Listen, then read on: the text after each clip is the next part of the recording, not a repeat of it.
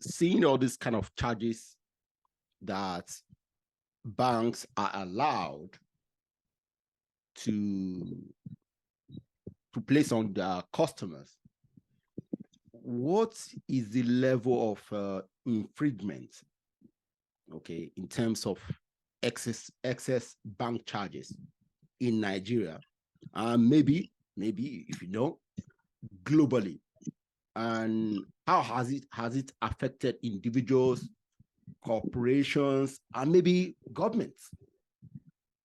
Okay, fantastic. Now let me start this way, right? In terms of level of infringements, it's not something peculiar to Nigeria, but let me start from Nigeria because, as they say, let's start from home before we go international. Okay. As at 2021, the Central Bank of Nigeria reported that banks in Nigeria refunded over 89 billion in excess bank charges to various customers. When I say various customers, that includes individuals, companies, and even government agencies and all that stuff, you know. So the figures, by my research, between 2001 and 2023, which is just, you know, a few days ago, a day or two a week, right, has been between the range of 60 billion and 90 billion on a yearly basis. So it is that huge. Now, 4 of the most affected countries, let me use that term, in terms of excess bank charges are Nigeria, India, United States, and Brazil, particularly. Now, let me use the example of the United States. I'll use one figure, right, which happened in 2018, if I'm not wrong. Citibank New York refunded credit card users that they overcharged. I'm talking about credit card users alone. I'm not talking about other products that they have. Yeah. Credit card users alone, they refunded $355 million US in excess bank charges.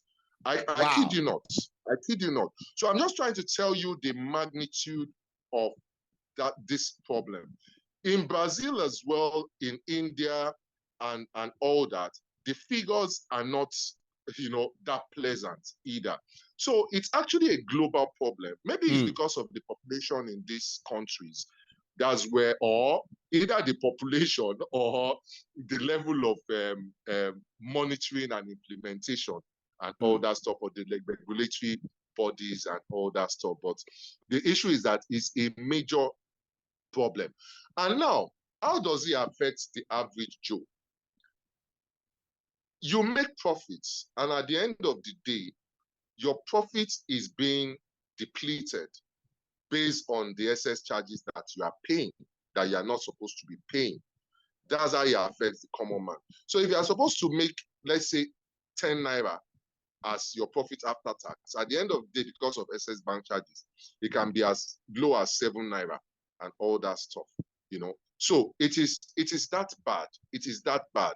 And it's not just about individuals and corporates alone that it affects, even governments. I would not like to mention the government per state. Between the year 2018 and 2021 alone, right, we were able to recover over 2 billion in excess, in refund for various customers, including government establishments. Do you understand? So you can imagine how far 2 billion naira would go in terms of infrastructure provision for a country. So that is the magnitude of the problem we are facing in terms of excess bank charges. And I will assume that you didn't work for the majority of companies or institutions. You just work for a few, and you were able to recover that kind of massive amount.